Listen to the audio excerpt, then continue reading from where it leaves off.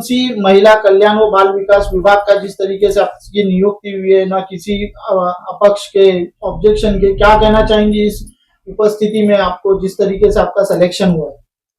सर्वप्रथम मी महाराष्ट्राचे उपमुख्यमंत्री, शिवसेनेचे मुख्य नेते माननीय श्री एकनाथजी शिंदे साहेब यांचे खरोखर मनपूर्वक धन्यवाद करेन। तसेच युवा नेतृत्व खासदार संसद रत्न श्री डॉक्टर श्रीकांत शिंदे साहेब यांच्या मार्गदर्शनाखाली आज माझी जी निवड झाली ती खरोखर माझ्यासाठी एक खूप सुखद धक्का होतं। कारण ज्या वेळेला माझं नाव घेतलं त्यावेळेला मला स्वतःला देखील या गोष्टीची कल्पना नव्हती।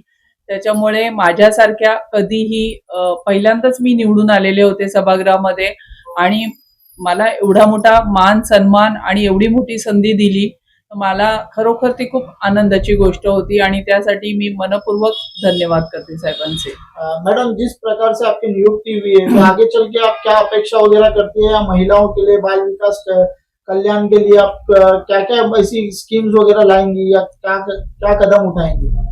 नक्कीच मला असं वाटतं महाराष्ट्रामध्ये आपण बघितलं असेल तर लाडक्या बहिणींनी जो इतिहास घडवलेला आहे आणि त्यानंतर प्रत्येक गोष्टीमध्ये महिलांना प्रामुख्याने समोर ठेवून बऱ्याच योजना आपण राबवलेल्या आहेत आणि मला असं वाटतं बचत गट असतील की किंवा महिलांचं आर्थिक सक्षमीकरण ज्यातून होईल अशा प्रकारच्या चांगल्या योजना महिलांना कशा प्रकारे समाजामध्ये एक मानसन्मान मिळवून देतील, त्यांच्या आरोग्याविषयी ज्या असतील, ज्या गर्भधारणा केलेल्या माता असतील, त्यानंतर लहान मुलांचं बालकांचा आहार असेल किंवा जे आपण त्यांच्या बालविकासामध्ये ज्या गोष्टी येतात त्या सगळ्या अंतर्भूत करून त्या माध्यमातून खूप चांगल्या प्रकारे कसं काम करता येईल या प्रकारच्या पुढच्या योजना आमच्या आखल्या जातील।